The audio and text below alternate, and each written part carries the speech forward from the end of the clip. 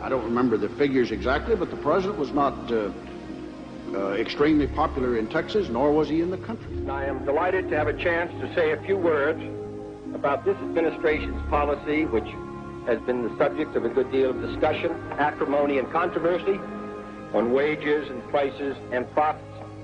Now, I know there are some people who say that this isn't any business of the President of the United States, and who believe that the President of the United States should be the honorary chairman of a great fraternal organization and confine himself to ceremonial functions. But that isn't what the Constitution says.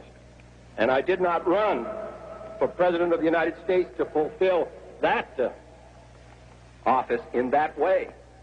Harry Truman once said there are 14 or 15 million Americans who have the resources to have representatives in Washington to protect their interests, and that the interests of the great mass of the other people, 150 or 60 million, is the responsibility of the President of the United States, and I propose to fulfill it.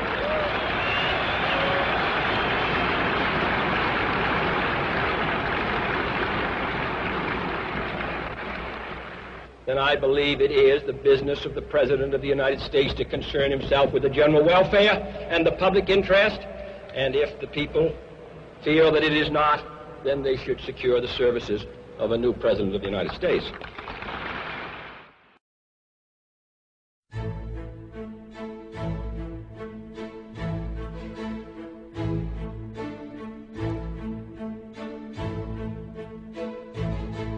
He was not all that popular in the country, and his popularity had diminished considerably, as a matter of fact. Businessmen are welcome at the White House, and I welcome the chance to address business meetings such as this.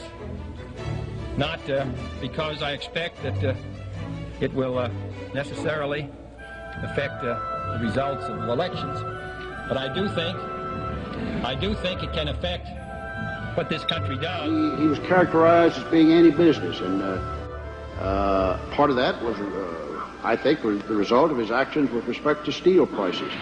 The simultaneous and identical actions of United States Steel and other leading steel corporations increasing steel prices by some $6 a ton constitute a wholly unjustifiable and irresponsible defiance of the public interest. In this serious hour in our nation's history, when we are confronted with grave crises in Berlin and Southeast Asia, when we are devoting our energies to economic recovery and stability, when we are asking reservists to leave their homes and families for months on end, and servicemen to risk their lives, and 4 were killed in the last 2 days in Vietnam, and asking union members to hold down their wage requests, at a time when restraint and sacrifice are being asked of every citizen, the American people will find it hard, as I do, to accept a situation in which a tiny handful of steel executives, whose pursuit of private power and profit exceeds their sense of public responsibility, can show such utter contempt for the interests of 185 million Americans. A few gigantic corporations have decided to increase prices in ruthless disregard of their public responsibilities. Some time ago, I asked each American to consider what he would do for his country, and I asked the steel companies. In the last 24 hours, we had their answer.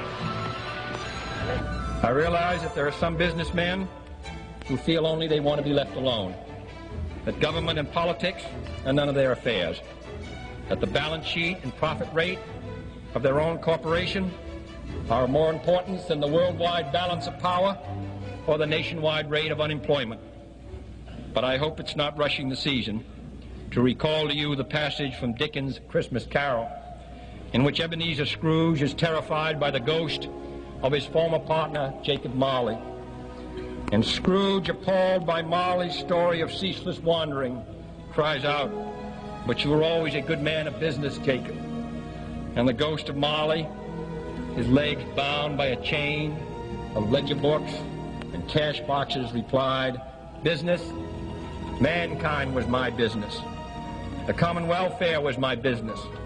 Charity, mercy, forbearance, and benevolence were all my business. The dealings of my trade were but a drop of water in the comprehensive ocean of my business. Members and guests of the Florida State Chamber of Commerce, whether we work in the White House or the State House or in a house of industry or commerce, mankind is our business.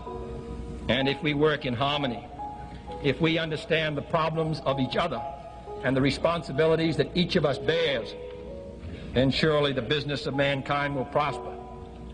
And your children and mine will move ahead in a secure world, and one in which there's opportunity for them all.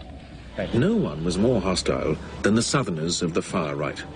Not only were the Kennedys showing themselves soft on communism and in favor of civil rights for black citizens throughout the South, but Kennedy had hurt their pockets by scaling back oil depletion tax credits. But Texas was home to Kennedy's most dangerous opponents. Oil millionaires and billionaires in Texas were petrified of one major factor that John F. Kennedy was considering, cutting the oil depletion allowance. And there was no way they were going to allow that. Essentially, they would save billions of dollars if it stays as it is. It was called a 27.5% oil depletion allowance. John Kennedy thought it was too liberal. If a free society cannot help the many who are poor, it cannot save the few who are rich. Big business is using the stock market slump as a means of forcing you to come to terms with business. Their attitude is, now we have you where they want you. Have you seen any reflection of this attitude? I can't believe I'm where big business wants me. We are anxious to live in harmony with the Russian people. Communism in reality is not a political party. It is a way of life, an evil and malignant way of life. It reveals a condition akin to disease that spreads like an epidemic. And like an epidemic, a quarantine is necessary to keep it from infecting this nation. A warning to the American people not to fall into the same trap as the Soviets, not to see only a distorted and desperate view of the other side, not to see conflict as inevitable, accommodation as impossible, and communication as nothing more than an exchange of threats. No government or social system is so evil that its people must be considered as lacking in virtue. The hard reality of life in much of Latin America will not be solved simply by complaining about Castro, by blaming all problems on communism, or generals, or nationalism. The Republican National Chairman has said that your administration's attitude in general is one of appeasement toward communism throughout the world.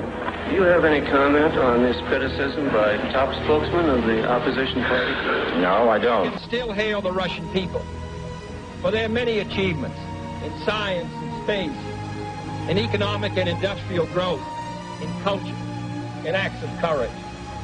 Among the many traits the peoples of our two countries have in common, none is stronger than our mutual abhorrence of war. Almost unique, among the major world powers, we have never been at war with each other. And no nation in the history of battle ever suffered more than the Soviet Union in the Second World War. At least 20 million lost their lives. Countless millions of homes and families were burned or sacked. A third of the nation's territory, including 2/3 of its industrial base, was turned into a wasteland. A loss equivalent to the destruction of this country east of Chicago. Our primary long-range interest in Geneva, however, is general and complete disarmament, designed to take place by stages, permitting parallel political developments to build the new institutions of peace. That both sides begin anew the quest for peace. Before the dark powers of destruction, unleashed by science, engulf all humanity. It is therefore our intention to challenge the Soviet Union not to an arms race, but to a peace race.